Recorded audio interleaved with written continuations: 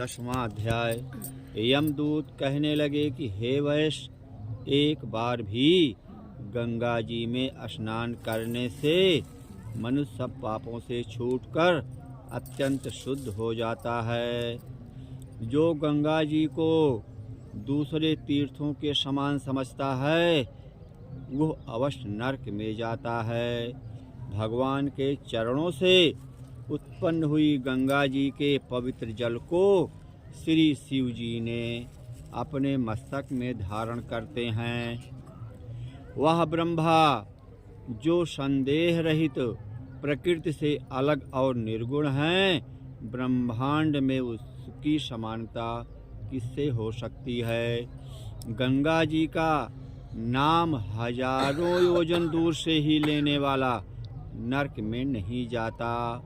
इसलिए मनुष्य को अवश्यमेव गंगा जी में स्नान करना चाहिए। हे वैश्य, जो ब्राह्मण दान लेने का अधिकारी होकर भी दान नहीं लेता वह आकाश के नक्षत्रों में चंद्रमा के समान है।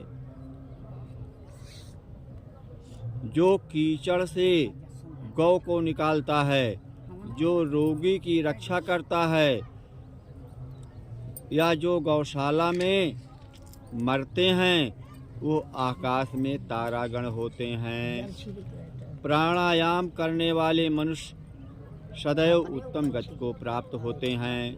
प्रातः समय स्नान के पश्चात जो 16 प्राणायाम करते हैं वो घोर पापों से बच जाते हैं। जो पराई स्त्री को माता समान मानते हैं वह यम की यातना नहीं भोगते। जो मन से भी कभी पर स्त्री का चिंतन नहीं करता वह दोनों लोगों को अपने अधीन करता है। जो पराये धन को मिट्टी के समान समझता है वह स्वर्ग में जाता है। क्या भाव इसका अर्थ है? कोई चीज़ किसी की सोना चांदी पड़ी हो, रुपया पैसा पड़ा हो और हमारी लालच आ जाए उसको हम चुरा लें तो नरक तो जाएंगे। लेकिन उसको हमको ये समझना चाहिए कि हमारा नहीं है, अपना ही है, लेकिन उसको हम छुए नहीं, जिसका है वो ले जाएगा। पा जाने के बाद भी उसको 4 अंश बता दीजिए कि भाई ये सामान यहाँ रखा है, अगर नहीं ले जाता है तो आप रखिए, उसको दान कर दीजिए कहीं और उसका उपयोग कर लीजिए। वो स्वर्ग को जाता है। जिसने क्रोध को जीत लिया मानो उसने स्वर्ग को ही जीत लिया है। क्रोध बहुत बड़ी चीज़ है। लोग कहते हैं हमको भगवान नहीं मिलते हैं। भगवान कैसे मिलते हैं? अगर आप क्रोध को जीत लिया है, इंद्रियों को वश कर लिया है तो वही भगवान है। और साक्षात आकर थोड़ा भोजन कराएंगे कि आओ खा लो भैया, शंख बजाए दिए। जिसने क्रोध को जीत लिया मानो उसने स्वर्ग को ही जीत लिया है। जो माता पिता की सेवा देवता तुल्य करता है, उनको देव देवी मान करके जो पूजा करता है माता पिता को, उनको पूर्ण फल मिलता है। दिखावटी नहीं कि 4 आदमी देखने की हाँ माता पिता की सेवा करते हैं, मन में कुछ दूसर है। हृदय से मानकर पूजा कीजिए। पिता की सेवा देवता तुल्य करता है, वो यमद्वार नहीं देखता है। और जो गुरु की सेवा करते हैं वह ब्रह्मलोक को प्राप्त होते हैं। शील की रक्षा करने वाली स्त्री धन्य है, शील भंग करने वाली यमलोक जाती हैं।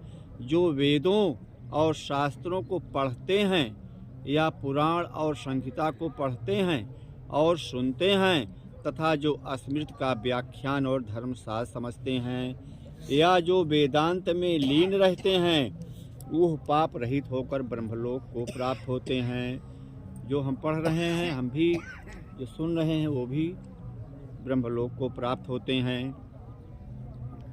जो अज्ञानियों को वेद शास्त्र का ज्ञान देते हैं वो देवताओं से भी पूजित होते हैं। कोई मूर्ख हो, कोई कम पढ़ा लिखा हो, उसको भी आप शिक्षा दीजिए, अच्छी शिक्षा दीजिए, फल मिलेगा आपको।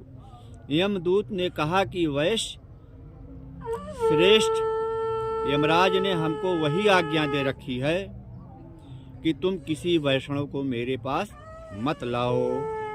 वैष्णव माने जो पूजा पाठ करने वाले हैं। हे वैश्य, पापी लोग को इस संसार रूपी नरक को पार करने के लिए भगवान की भक्ति के सिवाय दूसरा और कोई उपाय नहीं है। भगवान की भक्ति न करने वाला मनुष्य चांडाल के समान समझना चाहिए। भगवान के भक्त अपने माता और पिता दोनों के कुलों को तार देते हैं और उनको नरक में नहीं रहने देते। और जो मनुष्य वैष्णव का भोजन करते हैं, मान लिया माता पिता आपके ख़त्म हो गए, दुष्ट थे, पापी थे, तो वो नरक में पड़े हुए हैं, कुछ नहीं पूजा पाठ कर पाए, लेकिन उनके जो लड़का या लड़की या नाती या नतनी जो भी उस परिवार में हैं, उनके नाम से अगर पूजा पाठ कर रहा है तो स्वर्ग में चले जाएंगे। नरक में भी हैं तो नरक में नहीं रहने देते। और जो मनुष्य वैष्णव का भोजन करते हैं वही भगवान की कृपा से श्रेष्ठ गति को प्राप्त होते हैं। वैष्णव का भोजन मतलब जो शुद्ध घर का भोजन बनाया हुआ, किसी के यहाँ भोजन करिए वो उत्तम धन का भोजन होना चाहिए, डकैती का और चोरी का भोजन नहीं करना चाहिए, तो उनको ही फल मिलेगा और अपने को भी फल मिलेगा। कृपा से श्रेष्ठ गति को प्राप्त होते हैं। बुद्धिमान को सदैव वैष्णव अन्न का ही भोजन करना चाहिए। इससे बुद्धि पवित्र होकर मनुष्य पाप नहीं करता। गोविंदाय नमः इस मंत्र का जाप करता हुआ, गोविंदाय नमः इस मंत्र का जाप करता हुआ जो मनुष्य मृत्यु को प्राप्त होता है वो परमधाम को प्राप्त होता है, इसमें कोई संदेह नहीं है।